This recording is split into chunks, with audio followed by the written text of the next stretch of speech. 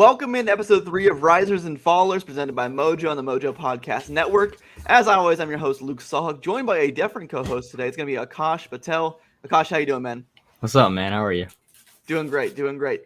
We have a lot to talk about today. Let's just jump right into it. It is Zach Wilson week around here at Mojo. We are freaking out about the return of Zach Wilson, what it means for his share price, how his first game is going to impact his share price, and all the receiving options on the New York Jets. Let's just jump right into it. I'll throw his chart up here first and foremost. Zach Wilson, what do you think about him? Are you going long? Are you going short? 32.58 right now. What do you think? Yeah, I'm interested in going long on him right now. He's got a great supporting cast of weapons. We've seen guys like Jalen Hurts and Tua Tagovailoa make big gains in the last few weeks because of their performance with their new weapons.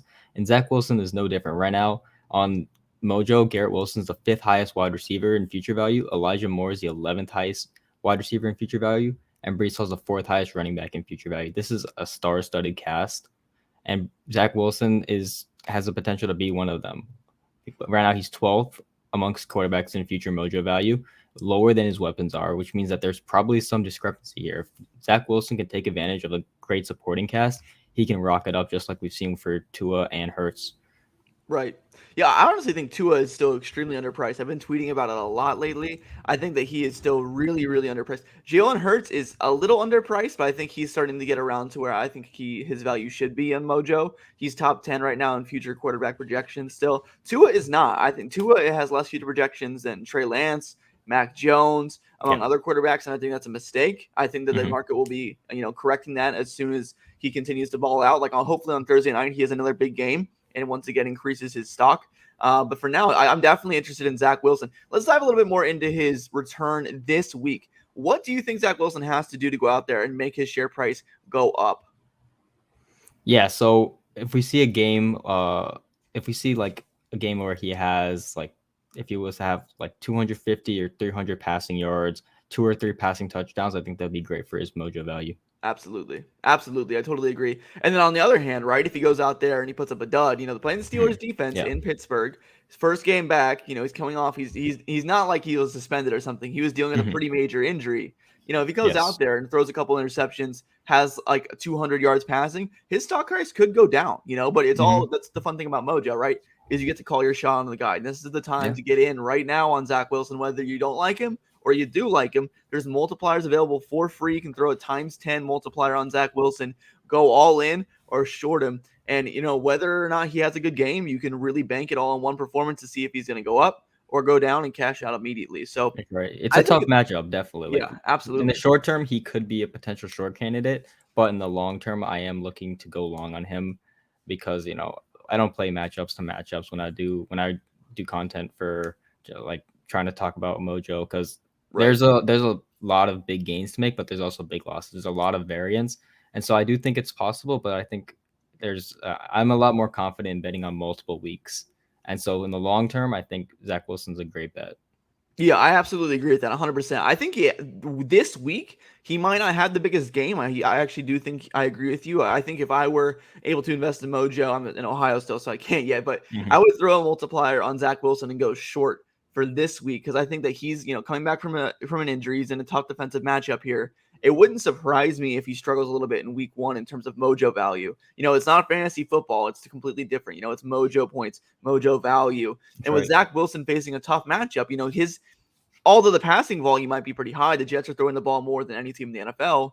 It's all about the efficiency, not throwing the ball, turning the ball over, keeping it clean, throwing for touchdowns. And if he can't do that, if he goes out there and, puts up 220 yards with 1 touchdown and 1 interception, his stock might go down.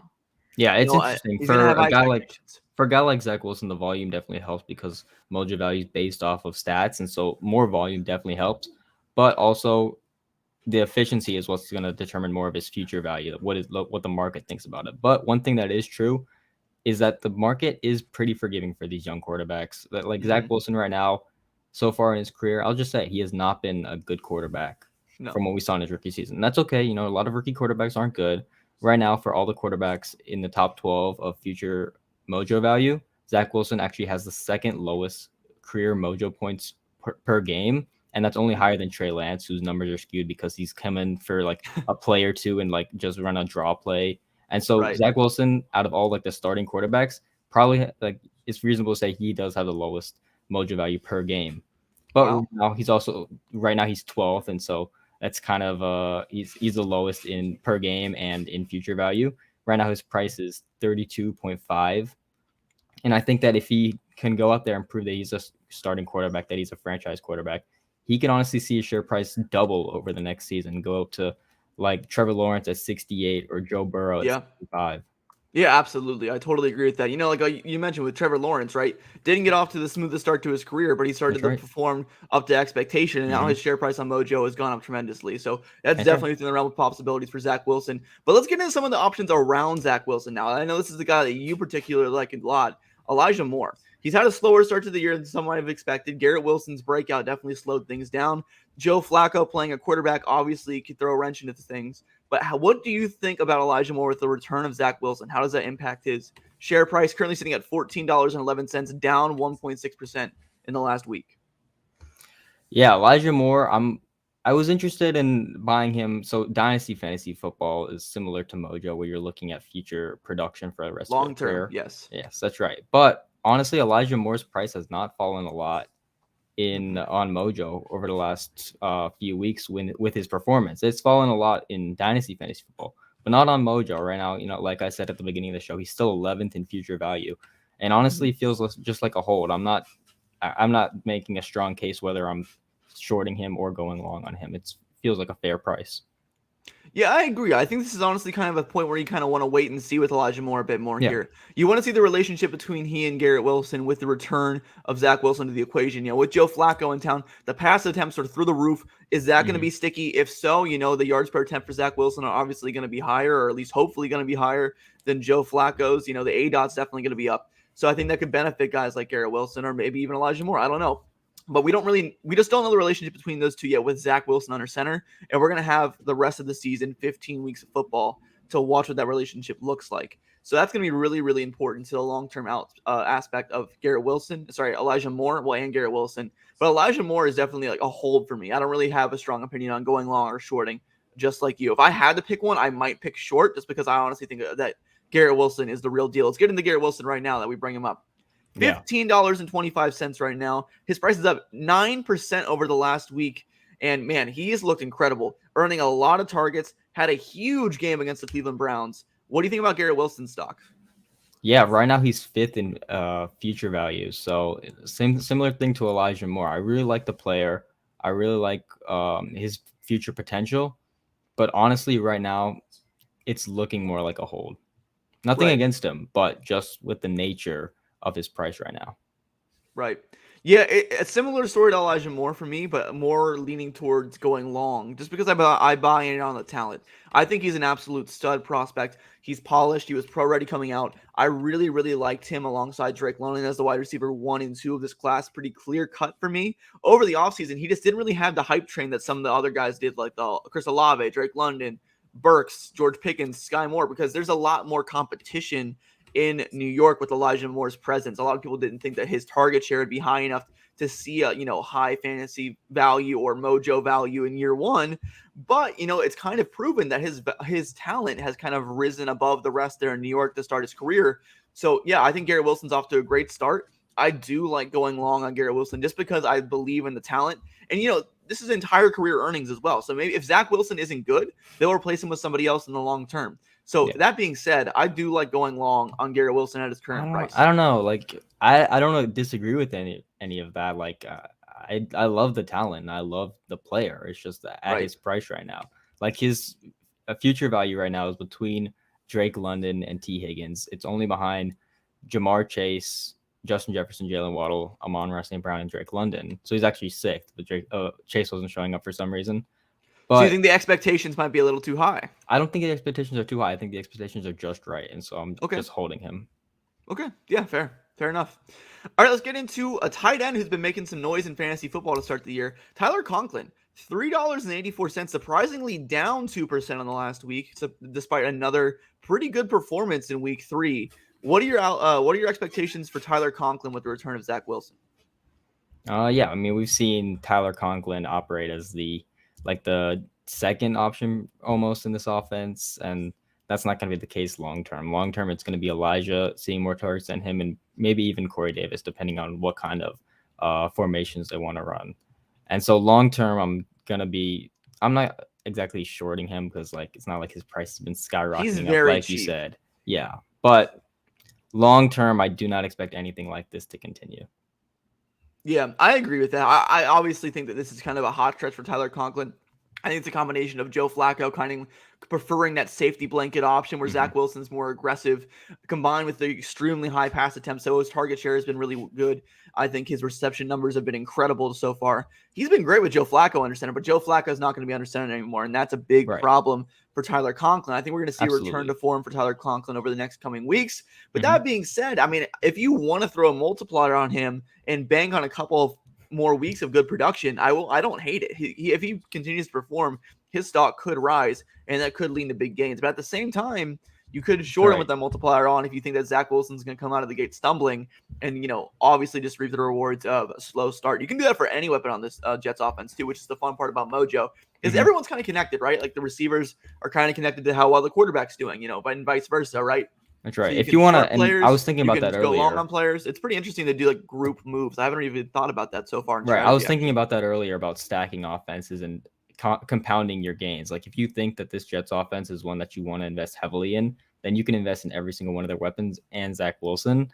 And good game from Zach Wilson probably means good game for the rest of the weapons, which means Exactly. you're double counting the wins. Yeah, absolutely. Love it. All right, let's get into a running back. A little bit different here, but Brees Hall, this is a guy I know that both of us really like in particular. Up 2% on the last week, $10.41 currently. What do you think about Brees Hall, long or short? Yeah, I'm going long on Brees Hall. He's a terrific running back prospect. And long term, I do expect him to fully take over this backfield from Michael Carter. He's going to have some really big games once he does so. He's like, I can't understate how good of a prospect he was. And then also comes out of the gate and has been terrific in the receiving game as well. I mean, he has been absolutely fantastic. And not just dump offs from Joe Flacco. There's this thread, Noah Hills, I believe, on Twitter. He does a lot of work with running backs, especially with the route diversity. He says that Brees Hall's been running a lot of diverse routes. It's not just a bunch of screens that he's been receiving. And so he looks like he was a good receiving weapon in college, but he has just looked absolutely great in the first 3 weeks of his rookie season. Even when playing limited snaps with Michael Carter, he's just been killing it in the receiving work, and he's just going to continue to take over the rushing work too. And he has the potential to be, I have a fantasy brain, so I was about to say he's going to be an RB1 down the stretch of the season, but he is going to have some absolutely The terrific RB, games. That's easy to fantasy understand. RB1, People understand translates. that. That's It right. translates. Yeah, It'll absolutely. translate. He's going to have some big games down the stretch. Yeah, I totally agree with you. I've been a big Brees Hall guy all offseason long for fantasy football and obviously for Mojo as well, and just in terms of his career outlook. And like you mentioned, I was actually watching that Bengals-Jets game here with my friend, my roommate who's a Bengals fan. And Brees Hall, like in the fourth quarter for some reason, when it was garbage time, they were just trying to dink and dunk their way down the field. Brees Hall transformed into the Jets like wide receiver one towards the end of the drive for some reason. He got like 5 targets on one drive. It was incredible. And yeah, absolutely. I think his yards per route run metrics, his target share, it's been incredible so far. Obviously, I think it's a little bit of Joe Flacco in there, boosting and inflating those target numbers.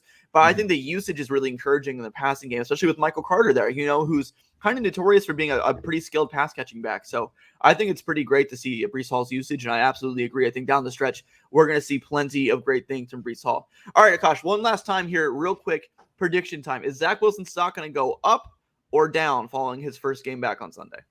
I'm going to say up and go really ballsy. Even though he's playing the Steelers and I don't like the matchup, let's get ballsy. I like it. I think it's going to go down, personally. I think it's less about That's the probably the matchup smart in play, general. but I'm here to have fun. Yeah, no, I respect it. And it's also fun, too, because we have varying opinions on this. I think it's going to go down just based on the fact that he's coming back from injury. It's his first game of the season back. Hasn't had that much time to get real live reps this offseason. I think he's just going to struggle a little bit to get in the, get in rhythm of things. It's going to look a little rusty out there. It might pick it up in the second half. But as a whole, the market might be a little concerned by his performance in his first game back. All right, everybody, that's going to do it for this episode of Risers and Fallers presented by Mojo. Akash, thank you so much for coming on. I'll see you guys all next Wednesday. Have a great week, everybody. See you.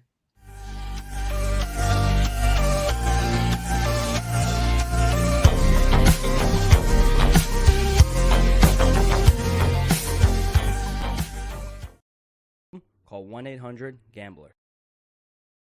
You must be 21 or older to gamble. You must be in New Jersey to trade on Mojo. Gambling problem? Call 1-800-GAMBLER.